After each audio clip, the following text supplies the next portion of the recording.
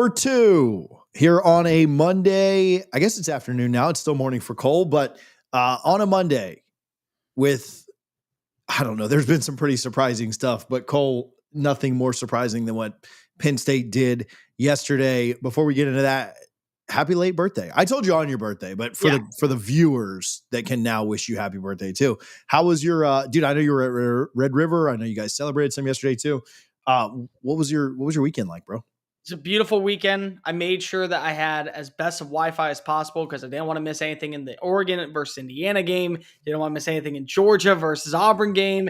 I got to see Texas A&M play. So even though it was a weekend where my mind and my body were fixated on Red River, which for my money is still the best rivalry in sports, especially because the atmosphere in the Cotton Bowl, Dallas, in the middle of the actual Texas State Fair where you can walk outside, get bacon cotton candy on a stick, and then walk back in and go watch this. Somehow, some way, you don't see any bit of life from Oklahoma's offense. All in a span of 25 minutes. It was a good time. It was a great weekend. And unfortunately, Tom is no longer here because he couldn't bear to see his face after what they tried to do last night with James Franklin being fired after a 3-game losing streak to two of the worst teams in the Big Ten.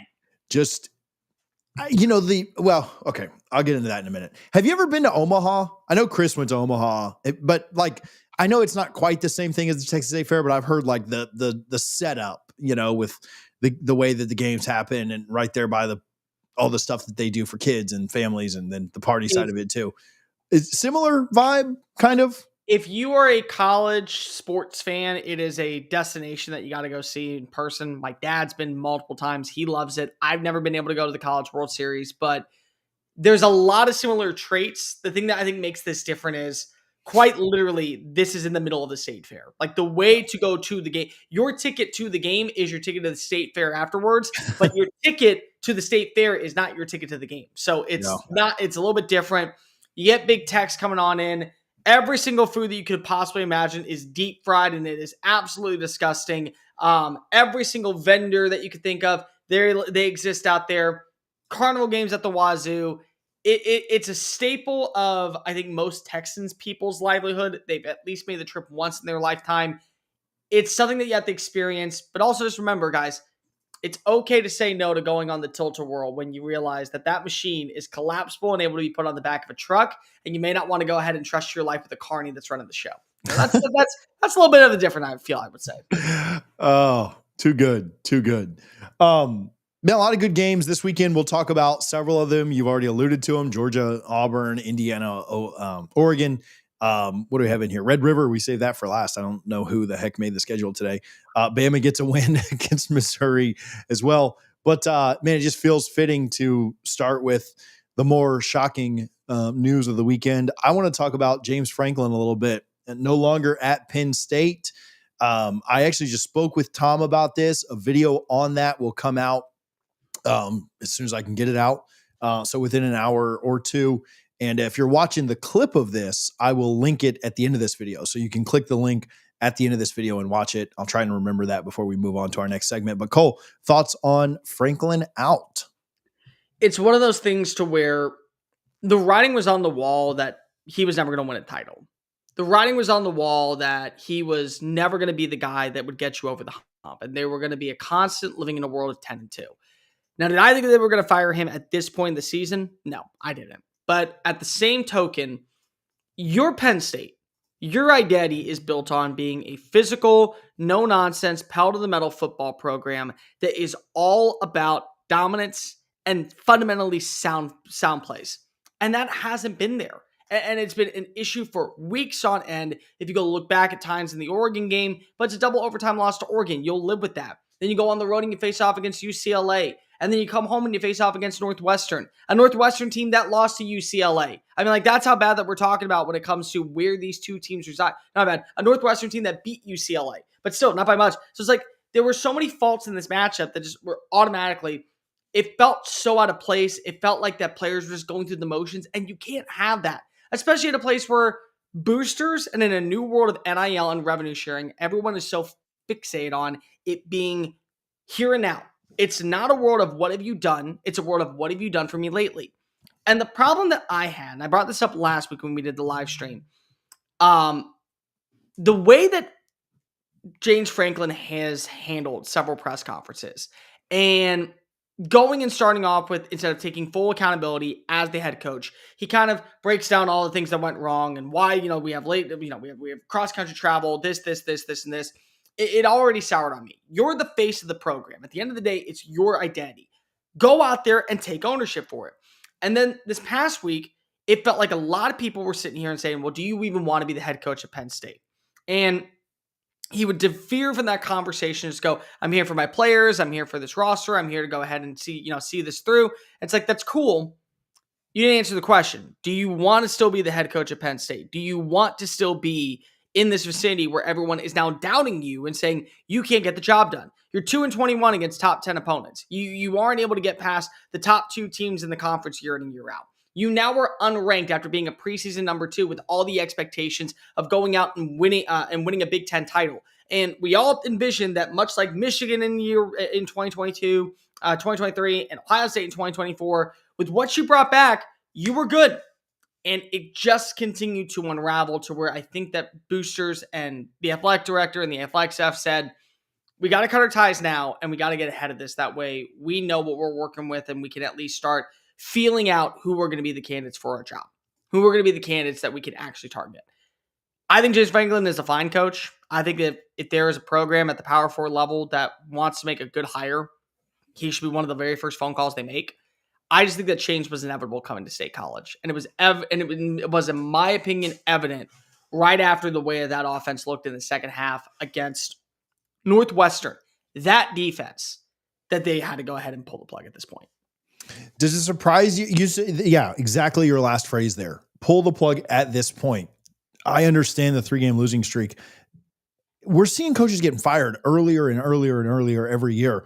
Is there a massive benefit to doing it now? Because they're not hiring the next guy, no matter who it is, which we'll talk options here in a minute. They're not hiring the next guy until very late November or early December anyway. Does it surprise you though a little bit that it happened now as opposed to just letting him coach out most of the rest of the year? Well, the problem is that what if he coaches out the rest of the year and they get an upset win over Ohio State and they beat they beat Indiana. And then Here we are. Now we have 2 wins against an opponent that are both inside of the top 5. And we're right back in the hunt for a 9-3 season. And we won't go to the playoff and we won't be winning a Big Ten title, but we'll be 9-3. And what you're trying to say is we want to avoid that. We want to avoid being in that scenario to begin with, where you're too good for us to fire you, but you're not good enough to win us at a national championship. So a part of me is very conflicted by this, because what if he did right the ship? What if after all the good graces, bringing a Big Ten title to them in 2017, constantly being in that 10-win range, setting up an expectation at a location where, remember, when he took over, it still wasn't in great positioning because of the entire Joe Paterno scandal. And we watched as Bill O'Brien left for the job out with the Houston Texans. So the rebuild was still very much in the process, and he wanted to bring that program back. And for the most part, he did. But at some point, it was evident this isn't working. We know it's not going to work. We can't sit here and say it's not working, even if we are sitting at 9-3. You can't find a way to lose to a double overtime Oregon squad. You can't find a way to lose 2 bad teams and then pull an upset over 2 good teams and say, well, you know what? It's all fine. We're going to have to go ahead and get this done. Yeah, I think you had to fire him for 2 main reasons. And Paul brought it up in the comment section, especially in a new age where recruiting is so detrimental. A lot of players are committing to coaches. So the last thing you want to do is it goes 9-3. Well, now we're going to fire him. And all these players are now trying to go ahead and hit the recruiting. And you don't have time to bring in anybody to even try to save them from that standpoint. Signetti, Rule. I've seen Lee. I've seen Drink. Seen different name. Manny. Yeah. Where are we going here? You make the play to go get Kirk Signetti. And you make him tell you no. I think that's the easiest answer. Because just let me ask you this, TJ. All the names that you just said. Clark Lee, Matt Rule, Eli Drinkowitz, and Manny Diaz. Are they better coaches right now than James Franklin, in your mind? No. I'm not even convinced that Signetti is, to be honest with you. So you're downgrading with all 4 of them. And I will say, Manny Diaz is a very underrated move because I thought he got a short end of the stick at Miami, goes to Penn State, fixes the defense, does a great job, goes on into Duke. Duke is right back in the conversation to potentially be a 9-win team this year. maybe even sneak their way into the ACC title conversation with what they got at a quarterback. So a lot to like about what he's done, but I don't think he's a better coach than Franklin. So it's downgrade. I think Cignetti is a downgrade in terms of how long you could potentially have him there. He's in his 60s. He's not going to be coaching forever. You probably got him for 8 or 9 years at most. You better hope that he builds an identity and a program that is long sustaining to where whenever the next guy comes in, he does what Kalen DeBoer is trying to do, pick up the pieces and continue the legacy of what's left behind. But the man wins. Google him. I mean, he found a way to march on into quite literally one of the most toxic environments in college football and win by 10 points. He wins. And at this point, you got to consider everything that's out there. What is it? Winning. Yeah. Can you sell an idea of a program? Oh, and by the way, this is a guy that was able to go take a lot of players from JMU, James Madison, bring them to the Big Ten. And with a very relaxed, but still Big Ten schedule, go 11-1. Penn State is going to get players that they will never consider Indiana. They just will because of what it is and what the identity is of the program. And if you're able to build a recruiting ground, that's fine. Now, I've talked to some people out of Indiana. They've said on multiple occasions, Kirk Cignetti is not interested in going to Florida. He's not interested in taking a job out on the East Coast. Virginia Tech is not something that he's even going to field. They have no worries about that whatsoever. But he's a Pennsylvania native. He spent 19 years of his coaching career in the state. His family has ties to the program. They understand that this is going to be a move where either way, he's getting paid a lot of money. The question is he getting paid a lot of money to stay in Bloomington, or is he getting paid a lot of money to go to State College? Looking at some other jobs that seem like they may or may not come open this year, we'll talk a little bit about the Florida game in a little bit, but you've got a Florida job that may come open. You've got an Auburn job that may come open. I'm a little hesitant to say that I think that the Florida State job comes open, but it certainly could if they can figure out a way to scrounge up enough pennies to make it happen. Just other hot seat thoughts on maybe some of those 3 teams, 2 of them in the SEC, 1 not. Well, you can also maybe throw in NC State for that matter. I think Dave Duran's kind of run his course. You can maybe throw in a couple of other names throughout the ACC, maybe even a few Big 12 teams for all we know. But the bottom line is that if you're a major program, and I'll just use Florida and Auburn, for example, because Penn State is probably in that same tier when it comes to the tiers of the SEC. You just watch as Penn State said, hey, we go 10-2 every single year. We're a play away from being in the national championship, and we're going to pay $51 for this guy to go away. Nut up or shut up. Fix it now or don't fix it at all. And we're just going to go ahead and pay it.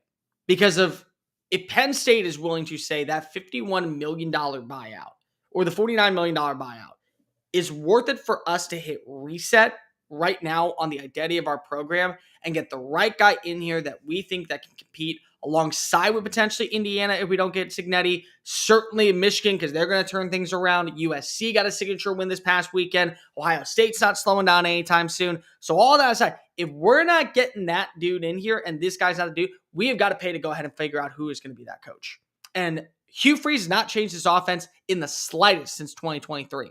We are still watching fundamental mistakes after fundamental mistakes when it comes to Billy Napier. Like there comes to a level of where you just say, the benefit of waiting for you to figure some things out, that's over. We're done. We're done at this point. And as long as you're waiting for the next guy to arrive, there's another program out there that might be able to find him before you do, and that only raises his asking price to where he outbids you for it. So I think that Hugh Freeze is on borrowed time. I can just tell you immediately, Billy Napier's on borrowed time. I mean, we're waiting for the time of death in Gainesville to strike. I don't know when that happens, but that's going to happen. And to be completely transparent to a lot of other coaches that aren't meeting the goals and the expectations currently right now for their program. If they believe that they have enough resources in the building to fire you, bring in a good coach, a great supporting staff, attack the portal, and win when it comes to NIL deals to get several players, they will do that at this point. And you have to consider all your options because Penn State was the definition of consistency over the last few years. 10 wins, can't win against the top 5 teams, but still good enough to go to a New Year's Six Bowl. If we had a 12-team playoff, they would have been in every year. And they said, nope, $49 million to go away. We'll gladly pay that if it means that we get change. So every other coach that's sitting here, you're on borrowed time, in my opinion. Fix it now or you're not going to get a chance to fix it next season. What's crazy is when you look at the 4 teams we just talked about, NC State, Florida, Auburn, differing abilities, I think, to buy coaches out this year, next year, whenever. Um, what's crazy is if the Penn State firing doesn't light a fire under your butt to make changes, I don't know what will. Because James Franklin would be an upgrade over all four of those coaches that are at those four schools that we just talked about. I don't know if it's an exact one-for-one Mark Richt and James Franklin situation, but there are similarities. And if you're Mike Norvell or Billy Napier or Dave Doran or Hugh Freeze, a guy just got fired that is way better than your ceiling has ever been, right? I know that Mike went 13-0, so I don't want to take that away. I know Hugh had good success in the past at Ole Miss too. But it's what have you done for me lately game? It is, yeah. And the bad has far outweighed the good for any of those guys. And Franklin has been much better than those guys consistently outside of a 1-year splash year, right? Yeah. And so again, if you're one of those programs and you're not moving, and now again, Florida's buyout's $20 million and Florida State's is closer to 60. I understand that. That makes it much tougher for a certain program to move, a certain program that I happen to, let dictate my mental health for the fall. But I mean, you got to find a way, because you're every day that you don't do it. And again, Florida's doesn't look like they're going to make a move here before Mississippi State, and they'll probably come out and win that game. But if they don't, it will be the week they do it. But it feels like it's inevitable for a lot of programs around the country, and Penn State kind of setting the bar of saying, hey, we're going to take this pretty seriously and we're going to move on. So, I mean, think of the standpoint, like if you were Virginia Tech, and I understand that you just fired Brent Pry, who came from the coaching tree underneath James Franklin, but you haven't been able to get back to your winning ways since Beamer truly retired. Mm-hmm. Mark Richt was a massive upgrade over Al Golden when he got hired at Miami. And what happened? They got back to their winning ways. They didn't always have, an 11-win season. They didn't make the college football playoff, but Mark Richt turned a program that had turned into a factory of misery into the sustainable process. And he was an upgrade over Al Golden. So, if you're Virginia Tech and you're scoffing at the idea of going out and landing a James Franklin, why would you even consider that? Like genuinely, where your program has been for the last 5 to 6 years, you want to get anywhere close to what you used to be underneath Frank? That's a good hire. Arkansas, for that matter. Oh, Arkansas will scoff at, bringing in a James Franklin. He'll just lose to all these top 25 teams. He's a better hire than what you have with Sam Pittman and a lot of names currently on the list. Don't scoff at James Franklin because of he can't win the big one. He can change a culture the way that Mark Richt did out in Coral Gables. I look at that vicinity as a key element here. And if I'm James Franklin, let's just be real, TJ. I got a little bit of collateral I get to play with because that buyout's lucrative. If you're not giving me everything that I want in NIL deals when it comes to revenue share, all these other little details and things that go into the new era of college football coaching contracts, hold on out. Because there'll be somebody that will guarantee pay you a lot when it comes to the resources to win immediately and then put yourself in a prime position where you may end up being a coach that's guaranteeing a spot or at least an interview for another major Power 4 job and one of the big Power 4 jobs. It would be interesting, and I don't know how it would go for it, but if you're a Florida or Florida State or Auburn and you got to pay this buyout, could you get Franklin at $2.5 million a year because of what Penn State has to pay him in a buyout and just go crazy with a staff and NIL and say dude, we're going to bring you in here to win.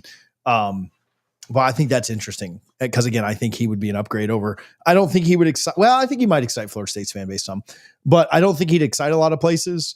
But he'd certainly be a massive upgrade to really kind of turn a program around. So it'll be interesting to see. He also might just be on Big Noon next year. So either way, he has time to be able to figure out what he wants to. Here's what I will say. I completely agree with you on one thing. For sure. If he's willing to take a pay cut at any major university, let's say they go hire Cignetti and Indiana's let's just go get Franklin. And then you're going to be being paid by Penn State. We're going to pay you little, but we're going to give you every single staff member around us, and we're going to turn this into an NIL hotbed.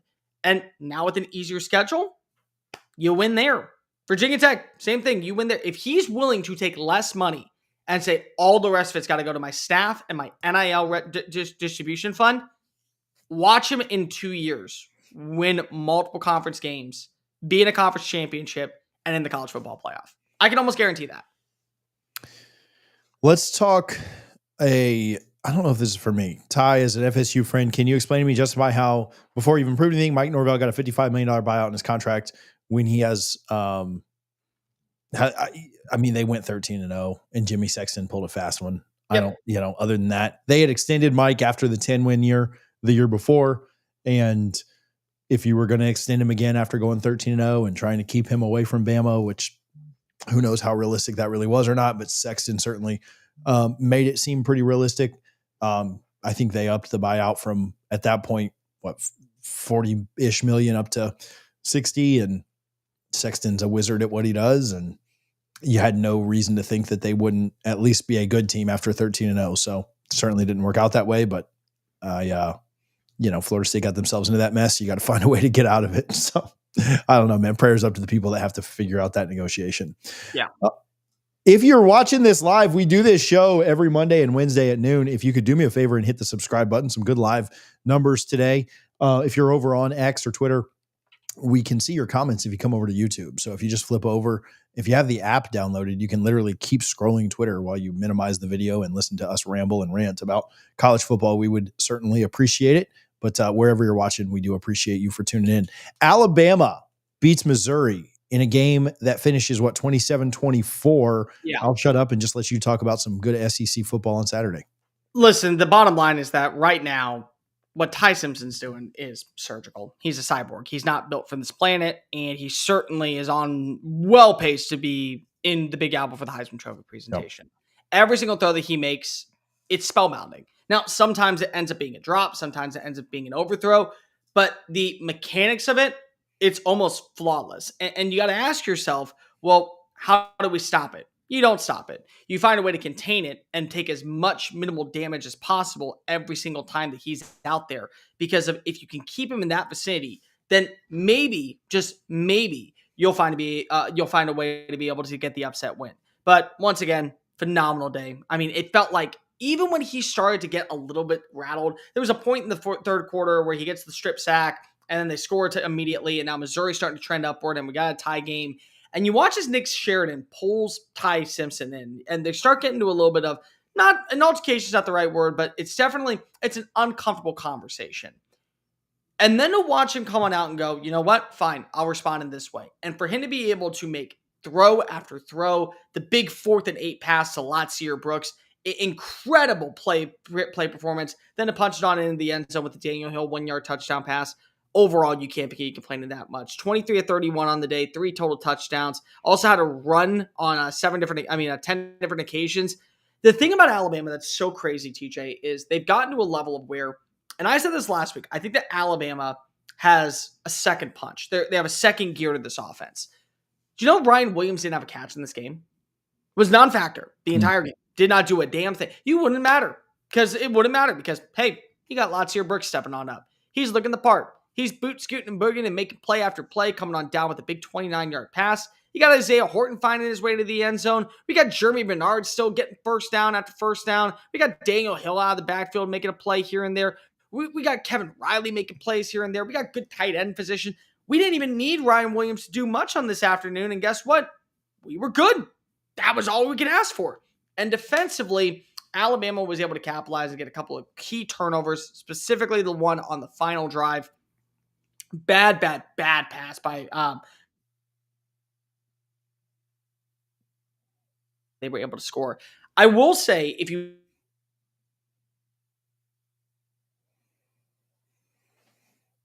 Alabama had multiple self-inflicting wounds where they could have put the game away and they didn't.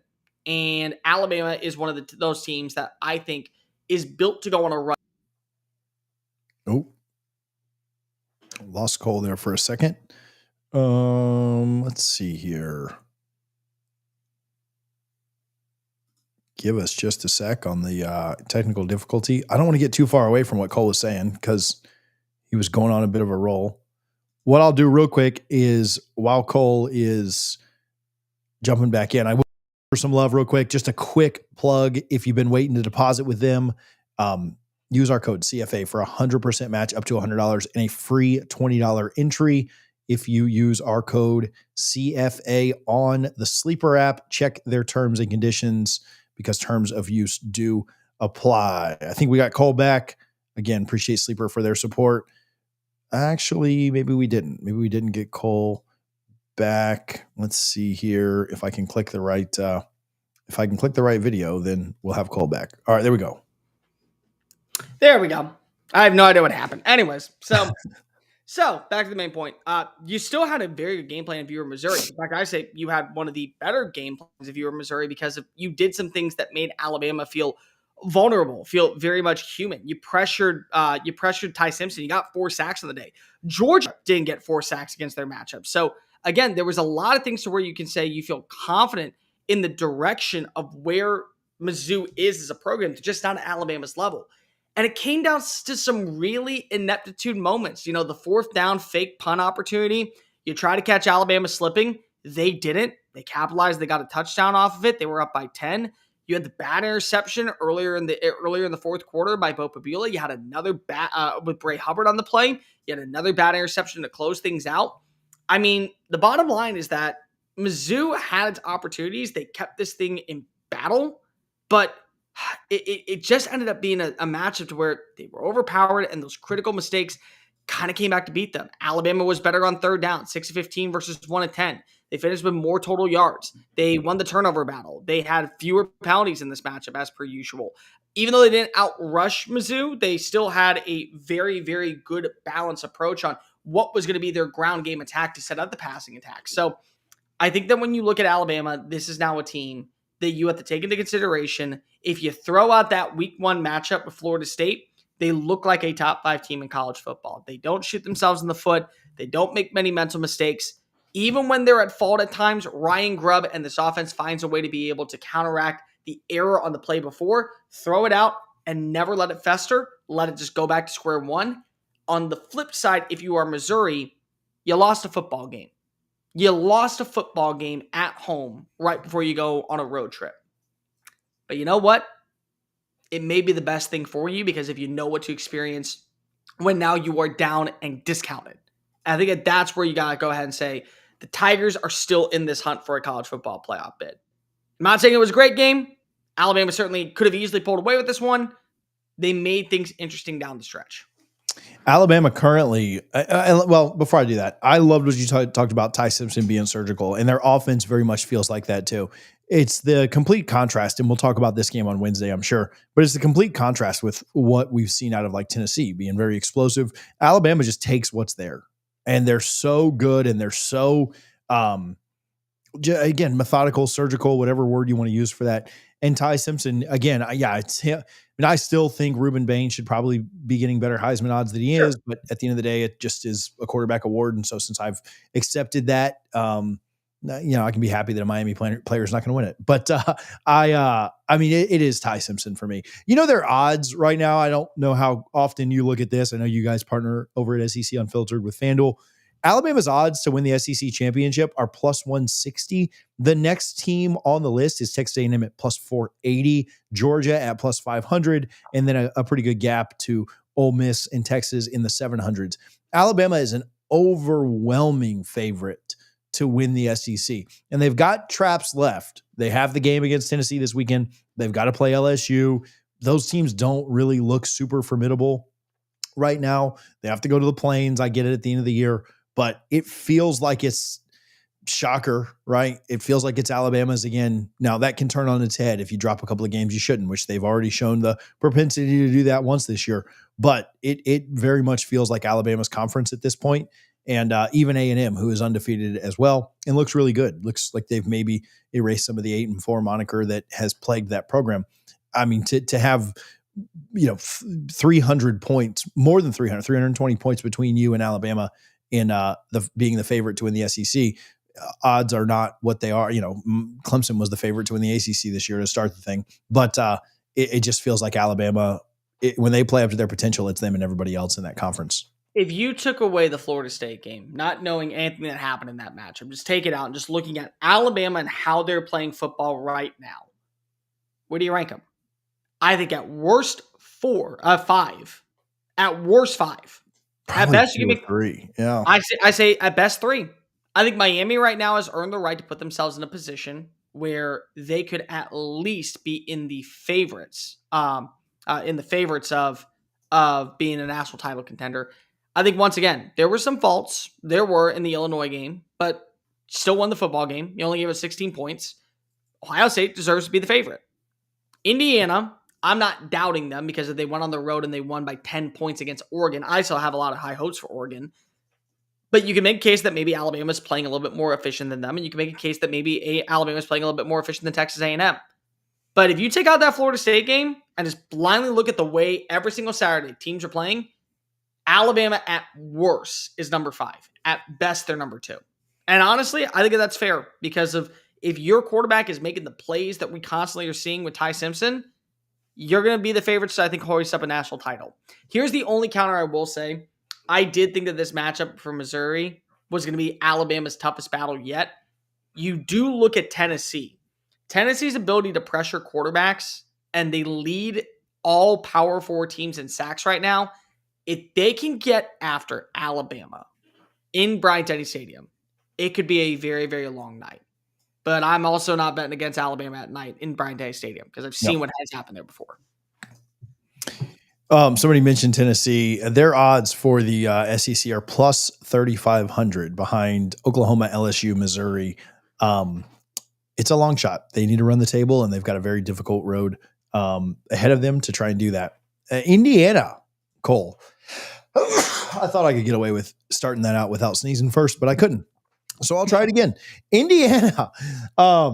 This was a shocker. Not necessarily that they could go in and get a result because football is weird and weird things happen. They dominated this thing. They dominated. And yeah, that's what's surprising. Oh, you fluky wins happen. We saw it week 1. They beat the crap out of Oregon, and I still am stunned at the way this thing went down. It's a great testament to show you that not just because of it's a big logo doesn't mean it's always going to be the better team. And I think that we all kind of fell for that one. You know, Indiana hadn't given us a reason to truly doubt them other than, oh, well, it's Autzen Stadium. And you got a Oregon team that's coming off a double overtime win against Penn State on the road. And the Zoo is a very challenging place to play. I think that was the only reason why most of us could say, yeah, Oregon's going to win this football game.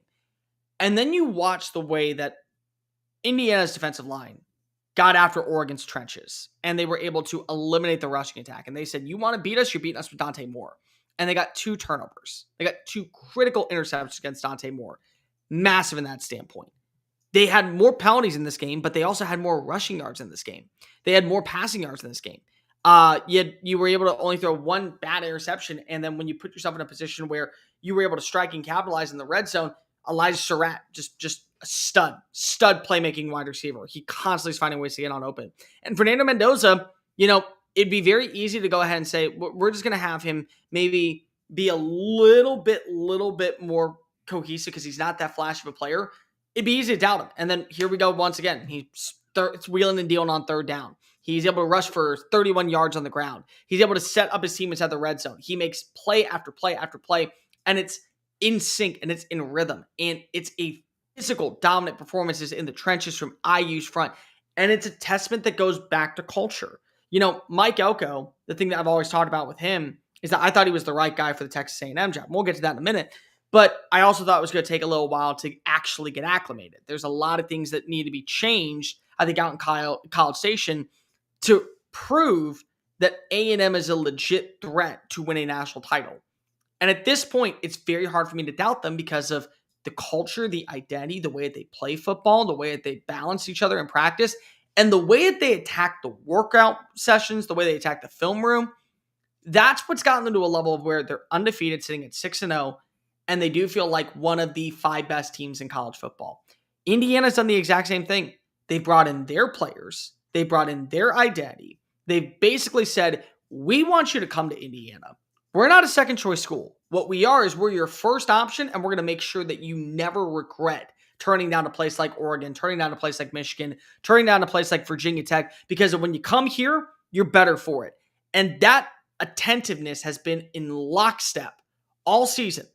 Dominant win, emphatic dominant win against Illinois. And then to go on the road into Autzen Stadium.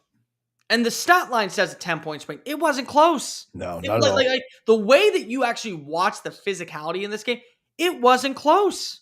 Indiana was the superior team in the trenches. Indiana was the superior team on third down. Indiana was the superior team inside the red zone. Indiana eliminated the rushing attack when it came to Oregon the entire afternoon. And they said, get your young quarterback to put himself in a position where if he wants to be considered a Heisman Trophy winner, he's got to beat us. And he couldn't do it.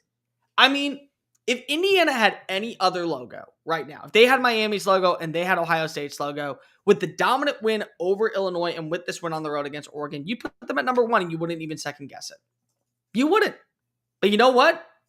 It's because it's Indiana. And it's taken us forever to truly buy into what Kirk Cignetti has done. And it's taken forever for us to say last season, easy schedule, so therefore we're just going to doubt them. Doubt them at your own will. Indiana is a top 3 team in the country, and they've earned the right to call themselves that. And they're going to be a threat to win a national title this year if they play the way that they played on Saturday. Now, if they come back down to reality and they have a bad offensive showcase where it goes down to the wire, maybe they won't in the playoffs. And it's an eliminator, single elimination. But that team, that was a dominant performance. Now, on the flip side, I'm not selling my stock on Oregon entirely. I'm not. It still is Oregon. They still have a good offensive line. I do worry a little bit more about trusting Dante Moore to have to play the hero role. And so you're going to ask a lot of your defense, I think, to bail you out of trouble. I think that you're going to have to see the rushing attack be the entire enigma and the engine that keeps this thing rolling. Because remember, they only averaged 2.7 yards a play. They basically took away Jordan Davidson. Noah Whittington didn't have a run over 7 yards. Jaden Lamier, Deere Hill got negative rushing yards. I mean, this was a performance to where you got to realize if you can run the football against teams, you're probably going to win you're probably going to win the game, but you're not anywhere else. I mean, like that's unfortunately where I'm at. But again, you lost to Indiana that looks like a national title team. You're still a team, in my opinion, that's going to go to the playoff. You look at the rest of their schedule too, and certainly you can have weird things happen, but a home game against Michigan State this weekend, you get UCLA the next weekend, which I know their resurgence has been kind of impressive with the interim. You got to go to Maryland. You do go to Penn State, which that one will have plenty of storylines around it based on the opening, but you get to a Penn State team without a coach and without a quarterback, and then Wisconsin and Purdue to finish this thing up. I mean, I think it's hard to imagine teams going 12-0 in today's college football, but they certainly have the path.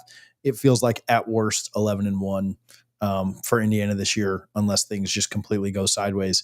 They've got a great chance to make it to Indy and then certainly make the college football playoff. It'd be pretty shocking, I think, at this point if they didn't. So let me ask you, when you look currently at Indiana, do you think that if the season ended today, let me phrase that, knowing what you know about Indiana, and you were to make a bold prediction right now, is Indiana in the playoff today?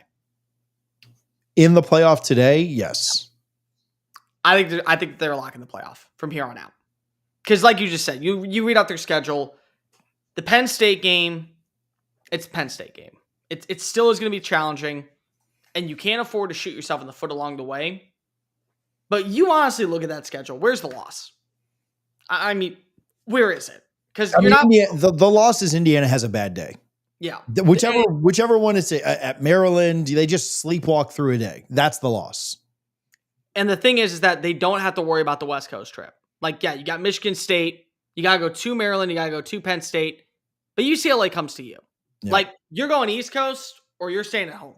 So you don't have to worry about like, oh, well, you know, the USC game, late night, you know, we got in very late last night. Time zone. Nope, you can't use that excuse. You're at home.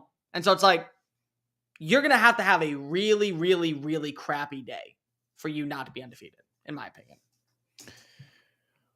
Let's go to this. Man, I hate that we have to talk about officiating, and so we can talk about that at any point. We can start with it or put it at the end. But UGA Auburn at the middle of more officiating controversy. UGA fights back, gets it done. It felt like Auburn would really need that touchdown to go their way, which I did think he got in. I'll tell you, I thought that he crossed the plane. No pun intended with where they were playing. But UGA finds a way to get it done against Auburn, who we talked about freeze at the beginning of this thing and the hot seat stuff. What direction do you want to go here? So you think that he crossed the pylon? I thought he did. I thought the angle showed the zoomed in angle. I thought it showed he did. Yeah. So I personally, and I'll stand on this, I thought that if the call stood on the field that he had crossed the pylon, should have been on the field and crossed the pylon. Because remember, what they did was they ruled it a fumble, then they reviewed it a second time, and then they said, didn't cross the pylon. The problem is that with the SEC at this point, the last thing you can afford to do is trust the zebras to make the right call. Yeah. You just can't. So you have to leave no doubt. And whether or not I want to come out and say that Auburn should have been in the end zone, you left out. You left out because you saw where the ball ricocheted as soon as it crossed the pylon. Not like he was going down and you had already seen it and then it falls out and they rescue it.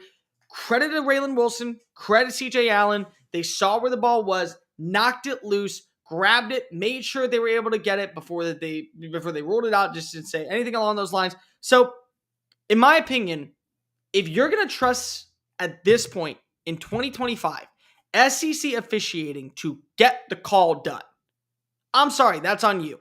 That is 100% on you. Now, here's where I will fight back and I will defend Auburn a little bit. I don't care if Kirby Smart said, I'm clapping. This is not clapping. This is clapping. This is a timeout. So when you go out and you say, we're going to take the timeout back. You were trying to go ahead and say, no, it's a timeout. It is. And I don't care if Auburn finds a way to, come on back in that game. That is egregiously illogical from officiating. It simply is mind-boggling. And Sean McDonough was on the broadcast. And he was talking about it. And he was saying like how, he's trying to say, I was clapping. They're not allowed to clap. It's like, but who claps like TJ? Who claps like this? Nobody. Who in the hell claps? Nobody. Seals? It's this or it's this. But there's none of the clap hands. It's not. And so that was beyond infuriating. And officiating the entire final drive after the fumble also was ridiculous. Yeah. I mean, so every single other play, penalty. It's like at some point, can you let them play football? Can you let them make a play? Like the Kane Lee targeting call, as much as even I want to say like it potentially could have been, and I won't act like that. I know entirely if you truly thought he led with the crowd, I've said I personally didn't. But that was like the fourth penalty of the drive. It's just like, what are we doing at some point? Like, why are we not allowing anybody just to actually go out and play football? Now, actually, onto the game. Let's talk about it. Georgia plays an uncomfortable brand of football where they're never feeling like they're doubting. They doubt internally, but it isn't pretty. I mean, this is the third game where they have struggled offensively to get off the map. This is the third game. Tennessee, Alabama, Auburn, where the offense is so pedestrian for the first half that you eventually are watching as the game unfolds and you're like, if they score here, you're out of luck. Like Auburn really needed that touchdown because of if they didn't get the touchdown, Georgia may have had no answer at that point. And the score may have been 17-14 final, but a win's a win, an upset's an upset, and crazy things happen at Cheering here at night. But you cannot afford to have these slow starts anymore if you're Georgia. Because once you're going to see is that in offense, we got to take our shots. Take them early, and then when we get up, go for the crushing blow. Get the knockout punch at that point. Because there's going to come a team that will be able to hold its own with a substantial lead, and they'll allow Georgia to work its way back in. But what they won't do is they won't allow Georgia to retake the lead at some point. No. It's what Alabama did. It's exactly what Alabama did. They will be able to slow it down enough. And so you can't afford that against Ole Miss. I don't think you can afford that in Jacksonville against Florida if Florida's offense shows on up. Georgia Tech, if it's a slow, methodic game, they might be able to use that in your favor. You still have to face off against Texas. They may be able to do it with the way their offense looked at times. So you cannot afford a slow start. But you find a way to win. There were a lot of things that Gunnar Stockton did well in this game that won't be shown on the highlight tape and won't be shown on the stat line. But he made some decisive throws, really good decision making, matured in front of our eyes going into the second half, to where I think that he's guaranteed he's earned the right to be called the starter. Nobody should be taking that away from him. He was 100% locked in, and eventually he was able to kind of go ahead and put the ball rolling. Got the big time touchdown, got the big play to Noah Thomas on the 30-yard grab. You still saw the livelihood of what you got with Zachariah Branch and Colby Young stepping on up, and ultimately it was enough to be able to get the job done. Now here's where I will go after Auburn, and this is where I'm going to get really, really frustrated. Go blame the refs all you want. Go ahead and cry your eyes out that you lost once again because of bad officiating. TJ, I'm going to read some stat lines off just for Auburn fans to let this sink on in. You had 277 yards and you won the time of possession before the final drive. You understand that? You had an 8-minute time differential before the final drive, and you had still fewer yards than Georgia. You had 11 penalties for 103 yards. You lost the turnover battle. You were inefficient through the air passing. You averaged 4.4 yards a play. So spare me the theatrics of, well, officiating cost us. You're an undisciplined football team. Yeah. You're still making similar mistakes that you made in 2023. And I really hate this one. The offense for Hugh Freeze has not grown in any way since 2023. Not even a little bit. The same plays that we saw being run with Jarquez Hunter, we're seeing being run this year. 3 years we're into this shit. And that's what we see. And I hear all the people saying, well, you got to hold out hope for Hugh Freeze because of all of these recruits that he's brought in. TJ, what's the point of having the recruits if they're not going to be developed? Yeah. Like, what's the point of saying, oh, well, we're going to keep Cam Coleman and he's going to be a 4th-round pick. We're going to keep Keldrick Falk and he's going to be a day 3 selection. Oh, we're gonna add in all these great defensive back players and they're going to end up being a top 20 unit, but their offense can't get the job done. Oh, we're going to continue to go after offensive linemen, and they proceed to get mollywopped by other teams. And that's a reflection of the coach. So spare me at this point when it comes to, well, Hugh Freeze, what he's doing on the recruiting trail. It's not panning out. Wins matter at some point. Wins in close games matter at some point. Wins against teams where you have them on the ropes and you can't finish matter at some point. And if you don't get the job done and you're not being properly developed and you're not representing the program at the next level and you're not seeing the fruits of your labor be completely unveiled, that is your head coach's identity. Yeah. Georgia won a football game and Auburn still looks so undisciplined. Stop it. Spare me the theatrics that officiating was the reason you lost. You lost because of horrendous execution. And what I really thought, TJ, after they got the touchdown that was called back and it was ruled a fumble, Hugh Freeze gave up. My opinion, Hugh Freeze gave up. And he wanted to find a way to blame the rest. And then John Cohen screaming on the sidelines as they're getting into halftime. And it's like, guys, you still have 30 minutes to play. And it's like you unloaded everything on that clip, that drive. Everything from the clip, just out. All right, we got nothing left. And that's why Georgia was able to win the football game. Because their identity is, we're going to find a way to fight back and win even when we're down. But we're not going to quit. It felt like Auburn quit.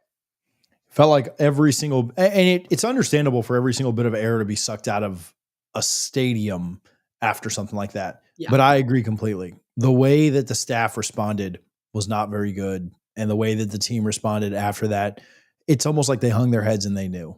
And they had George, I don't want to say they had him because you never truly have Kirby Smart, but opportunity blown. And again, at the end of the day, they didn't play well enough. No, right? They just did not play well enough. And the ref stuff was certainly frustrating if you're a fan, but it was a lot more than just that. So it is. And again, that's something that you're going to have to live with, unfortunately, but you can't use it as your only crutch.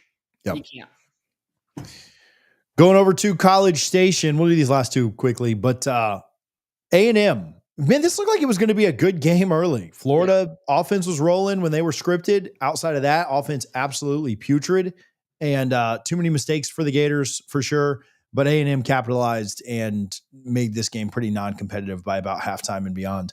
34-17, Aggies win. They have the second best odds to win the SEC at this point behind the aforementioned Alabama. Thoughts on this game? Yeah, I think A&M has continuously still checked off as many boxes as possible to say we are legit that this year. Because again, you were down early and then you fought your way back, and it was a very, very competitive first quarter. I mean, DJ Lagway came out slinging, looked the part. You immediately responded. You immediately responded. You had the big time pass for 67 yards to Mario Craver. Marcel Reed, scoop and score. You take a lead and you go up 17-14. Then it's 14-14. Then it's 21-14. And then it's punt, miss field goal, punt, end of half, punt, fumble, field goal, punt, interception, turnover on downs, touchdown, turnover on downs, punt, field goal, field goal. I mean, like that was game plan afterwards. So it's like that first quarter, you saw Florida have some fight, and then A&M immediately made the adjustments to say, here's what we're not going to do. We're not going to put the ball in harm's way.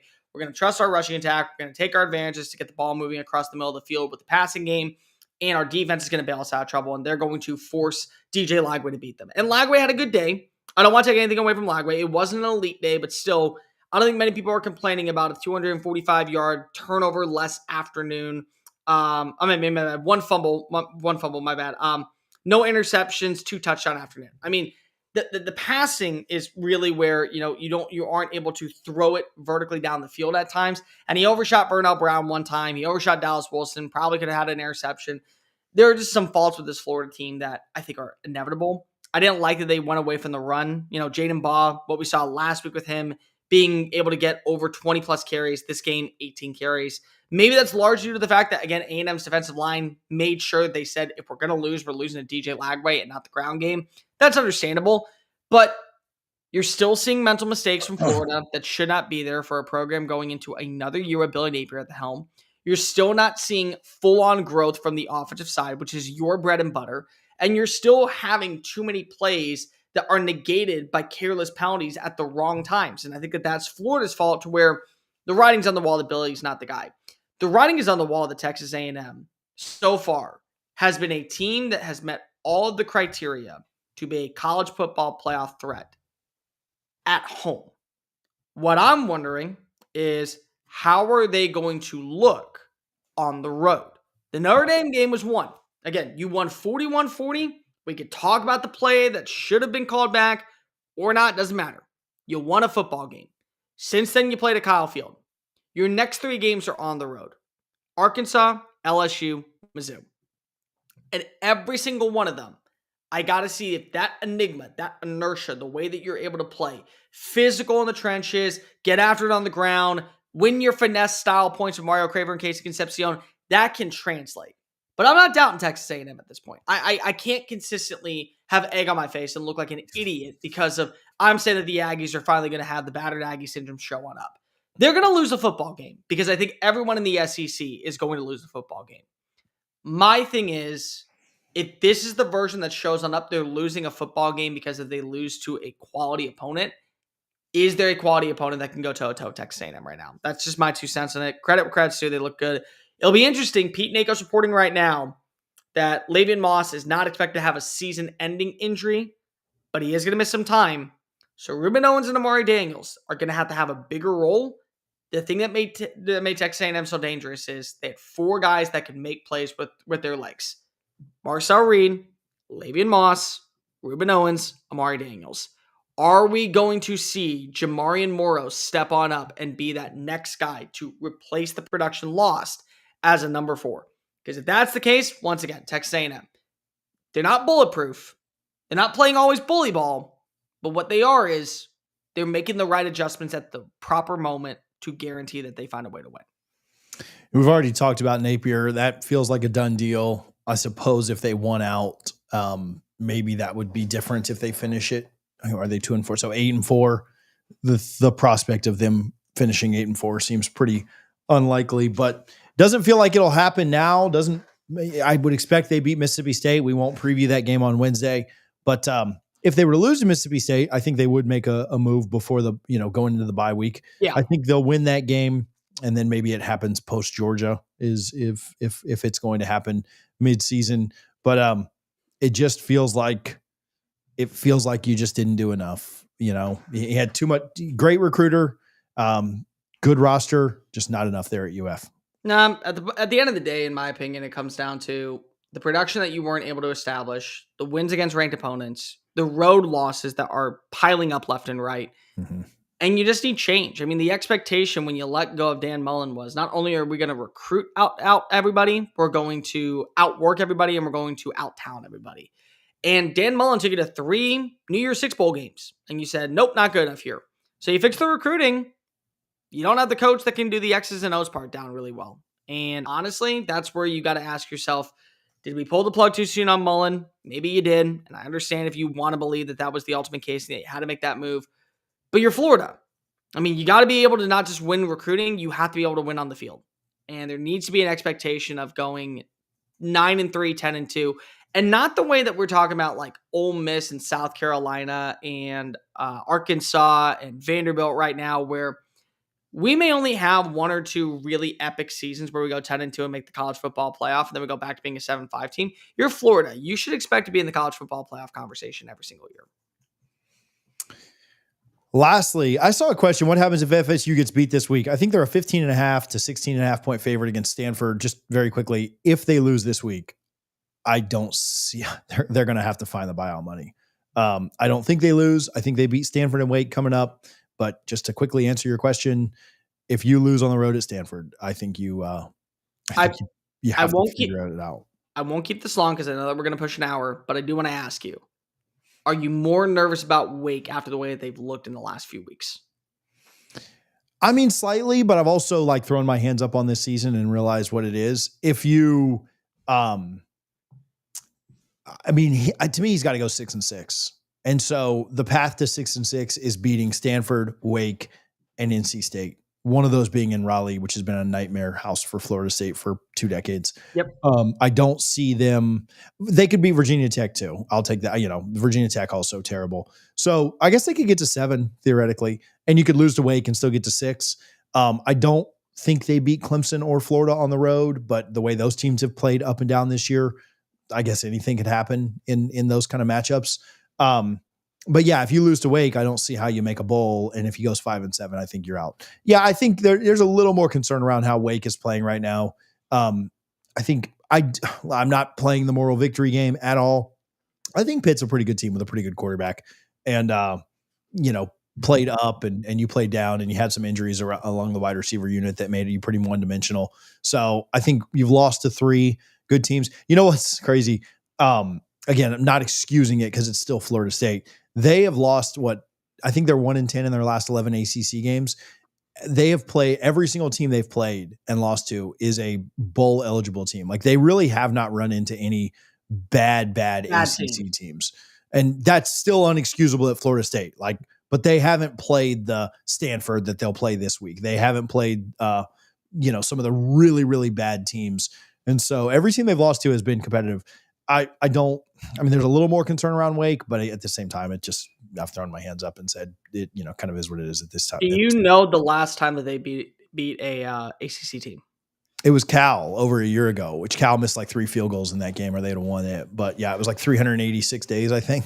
387. The last time that they won a game in ACC play, I think you are right. I just want to make sure. My computer's slow. Cal, 14-9. Dude, that was one of the ugliest games ever. It was the worst feeling win I've ever had in my life. Yeah. It's over a year. Yeah, pretty awful. So, all right, let's finish up with this. Red River, you were here. We've talked about it slightly, but let's talk about this game. We talked about this before. You can never predict what's going to happen in this rivalry in the shootout, but it was anything but a shootout. A slow game for much of it. Obviously, the late touchdowns make the score a little higher for Texas. But Napier didn't look comfortable. Arch did. I don't know that that's super surprising with him having time off and coming off the injury. I didn't really think it was a physical thing. It looked more mental to me. No, it was mental. He afterwards even said, hand-wise, it's fine gripping. It was fine, being able to let fly. I was the one that was the problem. And I'm going to be real. I was sitting up close. I was sitting up high, so I got a good vantage point of every single throw. He was the problem. He made bad throw after bad throw after bad throw. I mean, the Jelani McDonald pass breakup should have been another pick 6. Like, they should have taken that to the house, and the score should have been 30-6. Like, yeah. It was that bad. He was never comfortable in the pocket. And credit, Texas still has a great defense. And Texas defense showed on up and showed on out, made play after play, and put them in a position where they were able to take away the rushing attack and then go ahead and say, we're going to make John Napier beat us through the year. And he couldn't do that. And Napier had a horrendous day behind the line of scrimmage. He was 20 of 38. He had 202 passing yards, 3 interceptions, probably should have been 4. There was a fumble that nearly counted, but it rolled out of bounds right before the Texas player touched it inbounds. So that would have been 5 turnovers on the day by this defense.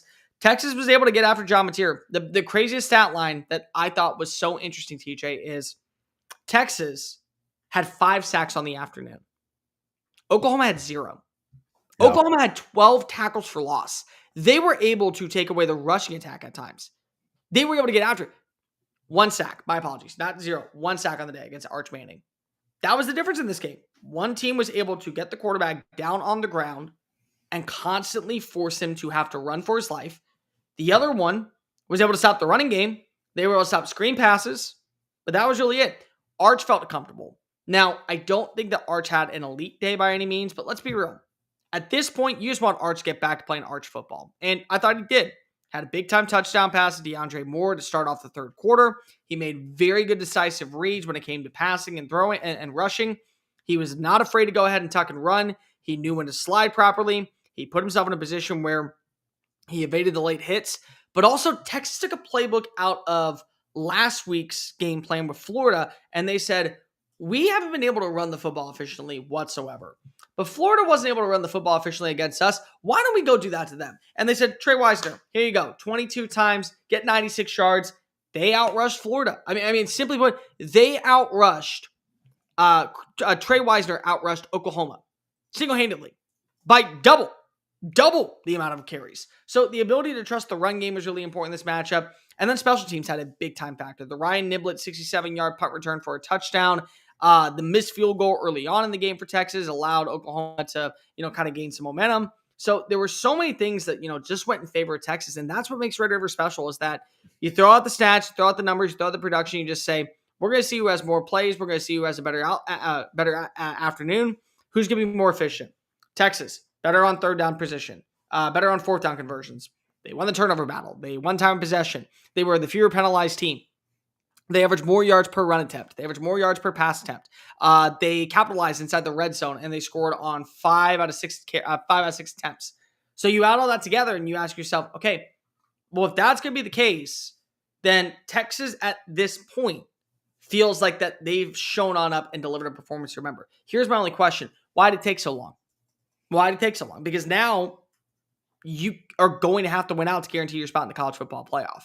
Because I don't think that you can sit here and say, looking at Oklahoma and how bad their offense was, well, we lose to Georgia and we lose to Ohio State and we lose to Florida, and Florida is no longer considered a good loss, which, by the way, there are no such things as good losses. They're just losses. And go credit yourself that we're a team that belongs in the college football playoff at 9-3. No, if you're in the playoff at 9-3, it's because of your burnt orange logo.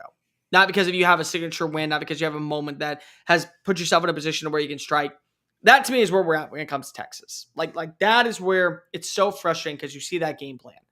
But again, it's Red River. This is what you can expect in these matchups. For Oklahoma, what I'm going to be looking at moving forward is this your offense? Like, was it a bad day for John Napier? Was just a really, really bad game plan, knowing what this rivalry means, and if you mess up a few times, it can come back to bite you? Or is this the offense that, unfortunately, we're going to see the rest of the year? Because, TJ, you look at their schedule.